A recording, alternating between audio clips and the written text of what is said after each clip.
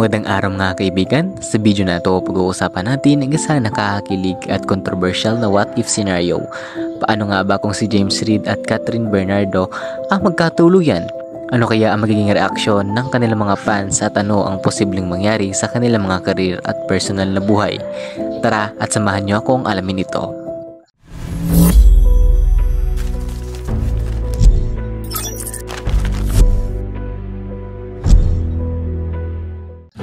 Una, kilalanin natin ng mas mabuti ang dalawang sikat na artista na sina Catherine Bernardo at James Reid.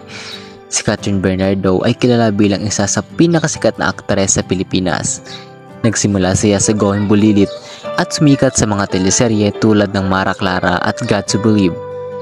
Ang kanyang tambalan kay Daniel Padilla na kilala bilang Katniel ay isa sa mga pinakasikat na love team sa bansa.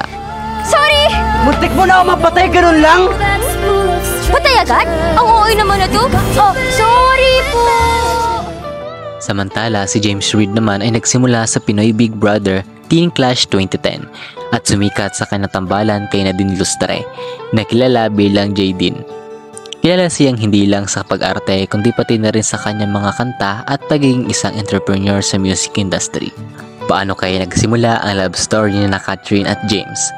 Pwedeng isipin na nagkakilala sila sa isang proyekto o event. Siguro ay nagkapalagayan sila ng loob dahil sa kanilang pagkakatulad sa industriya at ang kanilang shared passion sa kanilang craft. Maaaring nagsimula ito sa simpleng pagkakaibigan hanggang sa lumalim at maging pagmamahalan. Isa sa mga unang tanong na papasok sa ating isipan ay kung ano ang magiging reaksyon ng kanilang fans. Ang Katniel at Jaydeen fans ay kilala bilang passionate at protective sa kanilang mga iniidolo. Malamang na magkahalong reaksyon ang makikita natin. Mayroong matutuwa at susuporta, habang iba naman ay maaaring magulat at pagtanong kung ano ang nangyari sa kanila mga dating love team. Ngunit sa huli, ang mahalaga ay ang kaligayahan ng dalawa. Ang pagsasama ni Catherine at James ay posibleng magbukas ng maraming oportunidad sa kanilang karire. Imagine ang mga proyekto na maaari nilang gawin bilang isang bagong love team. Posibleng makagawa sila ng mga pelikula at teleserye na natatangkilikin ng maraming tao. Maaaring maging bagong paborito silang tambalan ng masa. Ngunit, hindi may iwasan na magkaroon ng challenges. Ang paglipat mula sa isang established love team patungo sa bagong tambalan ay maaaring magdala ng pressure sa kanilang dalawa.